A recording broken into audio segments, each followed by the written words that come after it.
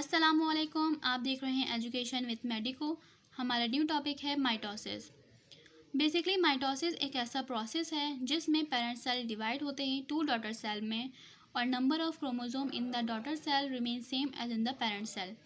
यानी कि जितने क्रोमोसोम पेरेंट सेल में मौजूद होते हैं वही as it is daughter cell में ट्रांसफ़र हो जाते हैं। जैसे कि मैंने आपको पहले बताया था कि 23 पेयर्स ऑफ क्रोमोसोम होते हैं पेरेंट सेल में, तो इसका मतलब है कि 23 pairs of chromosome daughter cell में ट्रांसफ़र हो जाएंगे। अब आ जाती है बात सेल में कौन सी चीज़ें इंपॉर्टेंट होती हैं।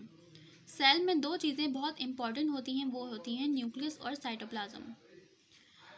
इसी तरह सेल डिवीजन में भी न्यूक्लियस और साइटोप्लाज्म की डिवीजन बहुत अहम रोल रखती है कि इनके बगैर माइटोसिस का प्रोसेस कंप्लीट नहीं हो सकता जब तक कि न्यूक्लियस और साइटोप्लाज्म दोनों डिवाइड नहीं हो जाते।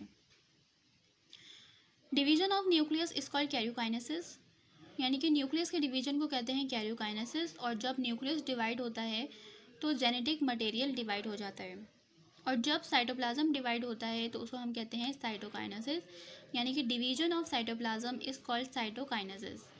और जब साइटोप्लाज्म डिवाइड होता है तो सेल डिवाइड हो जाता है एक सेल में, यानी कि दो सेल डिवाइड हो जाते हैं एक सेल में। सबसे पहले आ जाता है कैरियोकाइनेसिस। कैरियोकाइनेसिस में 4 फेज होते हैं: prophase, metaphase, anaphase and telophase. सबसे पहले है प्रोफेज। प्रोफेज में सबसे अहम चीज़ होती है कंडेंसेशन ऑफ क्रोमेटिन मटेरियल। ये क्या होता है कि क्रोमेटिन मटेरियल को प्रिपेयर होना होता है और thick and thread like structure के हो जाते हैं, उसे हम कहते हैं क्रोमोसोम। जैसे कि ये आप देख रहे हैं कि साइटोप्लाज्म में क्रोमेटिन मटेरियल बिखरे हुए हैं, फैले हुए हैं, लेकिन ये इस तरह कंडेंस होके क्रोमोसोम बनाते हैं, यानी कि दो क्रोमेटिन मटेरियल मिल के क्रोमोसोम बनाते हैं। ये हमारी हो जाती है यहाँ पर कंडेंसेशन कंप्लीट। और जिस पॉइंट पे क्रोमेटिन ज्वाइन हुए होते हैं, यानी कि ज्वाइनिंग पॉइंट जो होता है इसका सेंटर पॉइंट, वो कहलाता है सेंट्रोमेयर।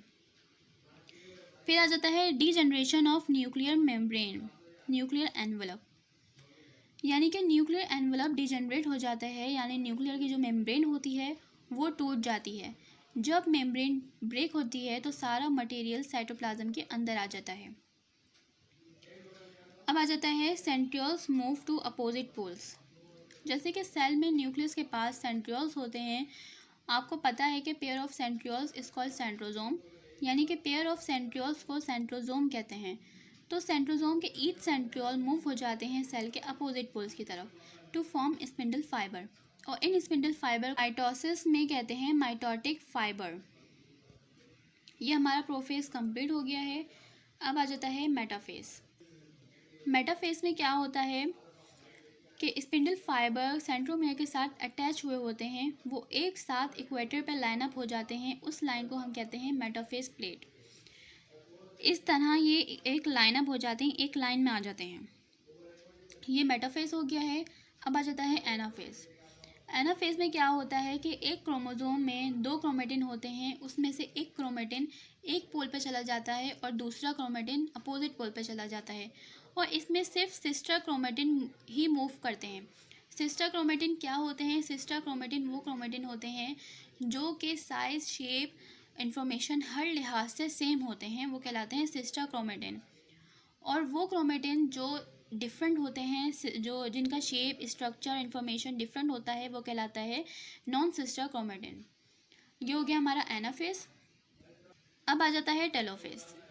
टेलोफेज में हर चीज़ रिवर्स होती है प्रोफेज के, यानी कि जो चीज़ें प्रोफेज में हुई होती हैं उसके अपोजिट टेलोफेज में होंगी। जैसे कि प्रोफेज में कंडेंसेशन ऑफ क्रोमेटिन होता है, तो इसमें डिकंडेंसेशन ऑफ क्रोमेटिन हो जाता है और इसमें न्यूक्लियर एनवलप बन जाता है। जैसे कि प्रोफेज में न्यूक्लियर एनवलप टूट गई थी, इसमें न्यूक्लियर एनवलप बन जाती है। तो इसका जो प्रोफेज में जो भी कुछ हुआ होता है वो उसका रिवर्स हो जाता है टेलोफेज में। ये हमारा हो गया है कैरियोकाइनेसिस कंप्लीट। अब आ जाता है साइटोकाइनेसिस। साइटोकाइनेसिस क्या होता है? Division of cytoplasm is called cytokinesis. Cell की डिवीजन उस वक्त तक कंप्लीट नहीं होगी जब तक साइटोकाइनेसिस का प्रोसेस कंप्लीट नहीं होगा, यानी कि साइटोकाइनेसिस बहुत इंपॉर्टेंट होता है एक सेल डिवीजन में। साइटोकाइनेसिस की कंडीशन एनिमल और प्लांट में डिफरेंट होती हैं। एनिमल सेल में क्या होता है? एनिमल सेल में क्लेवेज बनता है, मतलब इस तरह के मेटाफेज के ज़रिए ये सेल मेम्ब्रेन अंदर की तरफ मूव होने लगती है और मूव होते होते ये एक लाइन बना देती है। इसको कहते हैं क्लेवेज फॉर्मेशन। इस तरह एक सेल दो डॉटर सेल में डिवाइड हो जाता है। और प्लांट सेल में क्या होता है कि प्लांट सेल में वेसिकल आते हैं गोल्जी कॉम्प्लेक्स से। वो गोल्जी कॉम्प्लेक्स के जो वेसिकल होते हैं उनके साथ सेल वॉल लगी होती है और वो एक साइड पे आकर जमा हो जाते हैं। वो एक मेम्ब्रेन बाउंडेड डिस्क बना देते हैं जिसको कहते हैं फ्रैग्मोप्लास्ट। इस फ्रैग्मोप्लास्ट से सेल की प्लाज्मा डिवाइड होती है। जब ये डिवाइड होती है तो प्लांट सेल दो डॉटर सेल में कन्वर्ट हो जाता है। एनिमल सेल में और प्लांट सेल में क्या फ़र्क है कि एनिमल सेल में सेंट्रियोल्स होते हैं, स्पिंडल फाइबर होते हैं, वो आकर साइटोप्लाज्म की डिवीजन कर देते हैं, जबकि प्लांट सेल में सेंट्रियोल्स नहीं होते। तो इसलिए गोल्जी कॉम्प्लेक्स से जो वेसिकल आते हैं वो एक डिस्क बना देते हैं यानी फ्रैग्मोप्लास्ट बना देते हैं। इस वजह से प्लाज्मा मेम्ब्रेन डिवाइड हो जाती है और प्लांट सेल में दो डॉटर सेल में डिवाइड हो जाती है। ये हमारा माइटोसिस का प्रोसेस कंप्लीट हो चुका है। माइटोसिस का जो टॉपिक है वो यहाँ कंप्लीट हो गया है। कैरियोकाइनेसिस और साइटोकाइनेसिस दोनों हमने इस वीडियो में डिस्कस कर लिए हैं। मज़ीद एजुकेशनल वीडियो हासिल करने के लिए मेरा चैनल सब्सक्राइब करें और वीडियो को ज़्यादा से ज़्यादा शेयर करें। Thank you so much. अल्लाह हाफिज़।